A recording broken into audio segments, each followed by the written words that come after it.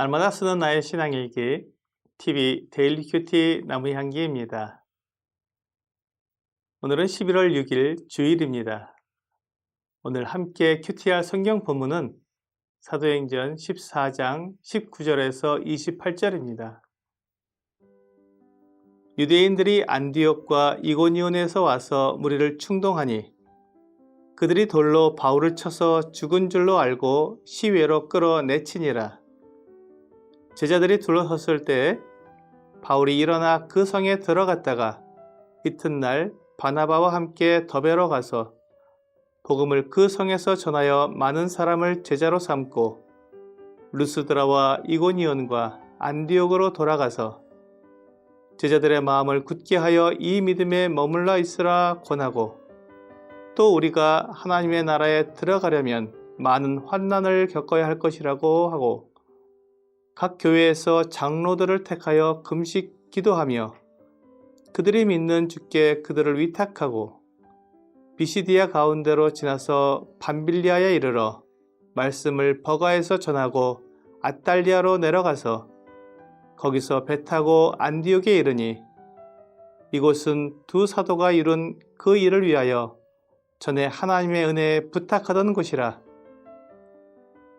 그들이 이르러 교회를 모아 하나님이 함께 행하신 모든 일과 이방인들에게 믿음의 문을 여신 것을 보고하고 제자들과 함께 오래 있으니라. 오늘 본문은 바울과 바나바가 처한 환경이 갑자기 바뀌어서 어려움을 겪게 되는 것과 또 1차 전도 여행을 마치고 안디옥 교회로 돌아가는 내용을 담고 있습니다. 바울과 바나바가 루스드라에서 복음을 전하고 있을 때 비시디아 안디옥과 이고니온에서 온 유대인들이 루스드라 사람들을 충동시켰습니다. 이 사나워진 무리는 바울을 돌로 쳤습니다. 사람들은 이성적으로 판단하는 것이 아니라 감정적으로 행동할 때가 많습니다. 바울과 바나바가 못 걷는 사람을 걷게 해주고 그들이 하나님의 말씀을 전하는 사람이라는 것을 말해 주었으면 그들에 대해 인정하고 다른 사람들의 말보다 하나님의 말씀을 전하는 사람들의 말을 들어야 함에도 군중 심리에 의해 감정적으로 움직이다 보니 바울을 죽이려고 돌로 친 것입니다. 그들은 바울이 죽은 것으로 여기고 도시 밖으로 끌고 가서 내던졌습니다. 그런데 이 복음을 듣고 믿은 제자들이 바울을 둘러서 있을 때 바울이 일어났습니다. 하나님께서 바울을 살려주신 것입니다. 돌에 맞아서 도시 밖으로 끌려가 던져진 사람이 아무 일도 없는 것처럼 일어나는 것은 하나님께서 바울을 지키고 보호하신 것입니다. 구약 성경에서 다니엘의 세 친구가 불타는 풀무에 던져졌지만 불에 타지도 않고 끓이지도 않은 채 풀무 밖으로 나왔습니다. 하나님께서 다니엘의 세 친구를 보호하신 것입니다. 이러한 하나님의 보호하심은 성경 여러 곳에 나와 있지만 성도들이 위험에 처할 때마다 구해주시는 것은 아닙니다. 사실 이 환난 가운데 죽임을 당하고 많은 어려움을 겪는 경우가 더 많습니다. 세례 요한이 목배임을 당했고 사도 야고보도 죽임을 당했습니다. 구약의 수많은 선지자들과 하나님의 사람들이 고문과 죽임을 당한 것을 보게 됩니다. 하나님은 어떤 경우에는 보호하시지만 어떤 경우에는 보호하시지 않는 것을 보게 됩니다.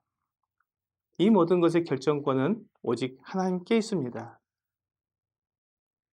이 죽은 줄 알았던 바울이 일어나서 루스드라 성으로 들어갔다가 다음날 바나바와 함께 더베로 가서 복음을 전했습니다. 그리고 더베에서 많은 사람들이 예수님을 믿고 제자가 되었습니다. 바울은 예수님의 복음을 전하기 위해 쉬지 않고 일했습니다. 그리고 더베에서의 전도 여행을 끝으로 다시 안디옥으로 돌아가기로 했습니다. 그들은 돌아가면서 지금까지 복음을 전했던 지역을 거쳐오면서 이 믿은 형제들을 격려하고 믿음을 굳게 해주었습니다. 바울과 바나바는 지금 자기들이 겪고 있는 그 어려움에 대해 힘들어하기보다 혹시 이 연약한 형제 자매들의 믿음이 흔들릴까봐 더 염려한 것 같습니다. 그래서 우리가 하나님의 나라에 들어가려면 많은 환난을 겪어야 할 것이라고 말해 준 것입니다. 이 말은 환난을 겪어야 하나님 나라에 들어가게 된다는 뜻이 아니라 하나님 나라에 들어가기까지 이 세상에서 믿음 때문에 환난을 겪게 된다는 것입니다. 이 세상은 하나님을 따르지 않고 이 세상 신인 사탄을 따르고 있습니다. 하나님의 생각과 세상의 생각은 전혀 다릅니다. 하나님을 따르는 사람들은 이 세상의 생각을 따를 수 없습니다. 그래서 많은 환난을 겪게 되는 것입니다. 환난을 겪는다고 믿음을 버리겠습니까? 그럴 수 없습니다. 차라리 환난을 당하는 것이 믿음을 버리는 것보다 더 낫습니다. 사람들은 바울의 믿음을 부러워하지만 바울이 겪는 어려움은 부러워하지 않습니다. 바울이 받는 영광을 나도 받고 싶어 하지만 바울처럼 복음을 전하면서 수모를 겪고 싶어 하지는 않습니다. 바울은 전도 여행을 통해 세워진 교회를 방문해 그들을 격려하면서 하나님 나라에 들어가려면 많은 환난을 겪어야 한다고 분명히 말했습니다. 우리가 가진 믿음에는 환난이 들어있다는 것입니다. 이것이 신구약 성경에 나타난 모든 믿음의 사람들이 겪었던 일이고 하나님의 말씀이 일관되게 가르쳐주는 말씀입니다. 주 예수님도 요한복음 17장 33절에서 이것을 너희에게 이름은 너희로 내 안에서 평안을 누리게 하려 함이라. 세상에서는 너희가 환난을 당하나 담대하라. 내가 세상을 이겼노라고 말씀하셨습니다. 환난을 당할 때 어렵고 힘들지만 그것을 두려워하거나 놀라는 것이 아니라 평안하게 받을 수 있는 것은 주님께서 세상을 이기셨기 때문입니다. 주님도 환난을 당하셨지만 세상에 굴복하지 않으시고 하나님의 뜻을 이루심으로 세상을 이기셨습니다. 죽음을 두려워하지 않고 죽음보다 더 큰 예수님을 믿음으로 승리하는 것입니다. 오늘의 적용 질문을 보겠습니다.